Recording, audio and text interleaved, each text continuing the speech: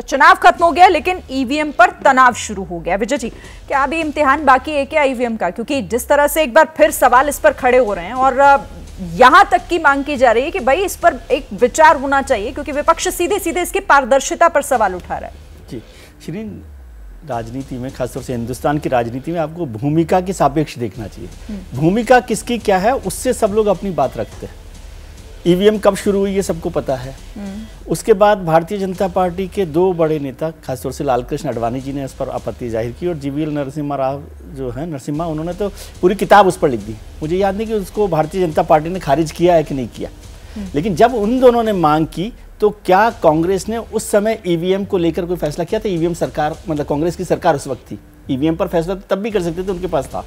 अब भूमिका बदल गई है, भारतीय जनता पार्टी की सरकार है, अभी कांग्रेस विपक्ष में है, तो वो वही सवाल खड़े कर रहे हैं। इसलिए मैंने कहा कि लोकतंत्र में दो चीजें बहुत महत्वपूर्ण है, संवाद और पारदर्शिता।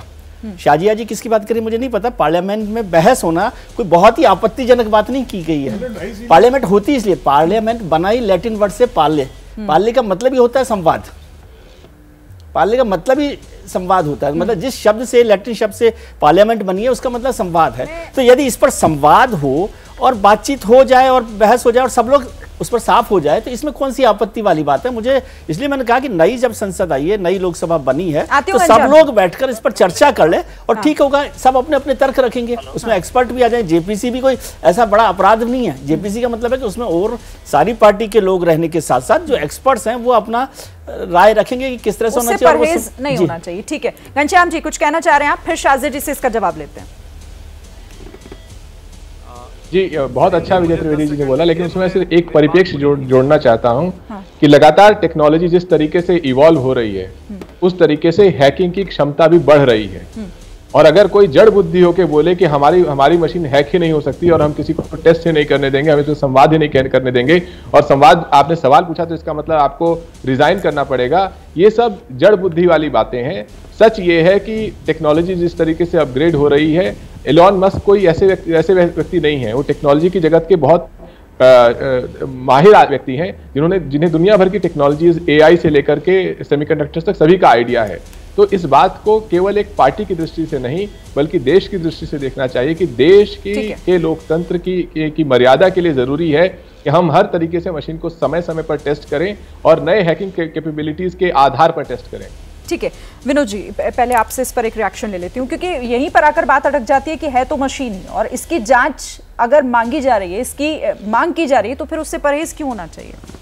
नहीं, देखिए, हमने, विजय जी ने, दोनों लोगों ने इस बात को रेखांकित किया कि इस चुनाव के नतीजों से एक बात जाहिर हो गई है कि हैकिंग की जो आशंका हम लोग या विपक्ष या जनता के भीतर है, वो काफ़ी हद तक उसकी वो आशंका साबित नहीं हुई। क्योंकि अगर हैकिंग संभव होती तो निश्चित रूप से बनारस के परिणाम में लीड मोदी जी की 5 लाख की होती और राहुल गांधी की लीड बहुत कम होती, या स्मृति ईरानी चुनाव जीत जाती। सारी बात हम लोग कर चुके हैं। इसका मतलब हैकिंग को लेकर के बहुत न्यूनतम संभावना है।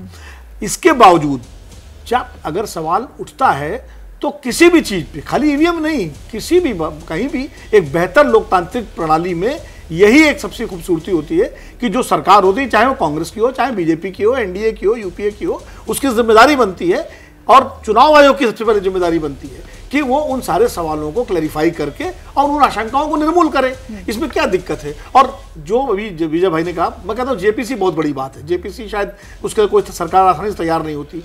एक पार्लियामेंट के एक ऐसी कमेटी बन जाए उच्च स्तरीय, जिसमें कुछ सांसद हो, कुछ एक्सपर्ट्स हो, जरूरी नहीं कि जेपीसी ही हो, वो मॉनिटर, चाहे सुप्रीम कोर्ट मॉनिटर करे, चाहे पार्लियामेंट मॉनिटर करे, चाहे सरकार मॉनिटर करे, और उसके बाद एक बार दूध पानी का पानी हो जाए। इसमें क्या दिक्कत है? लेकिन बार बार इसको ये मानना कि कोई सवाल उठाता है तो सुप्रीम कोर्ट के खिलाफ जाता है, वो चुनाव देश की संस्थाओं के खिलाफ जाता है, ये तो मतलब फिर सवाल ही उठाना लोग बंद कर देंगे लोकतंत्र में। फिर तो कल को मान लीजिए सरकार, अगर किसी दूसरी सरकार आएगी तो जो सवाल वो लोग उठाएंगे उन पर भी यही चीज लागू हो जाएगी।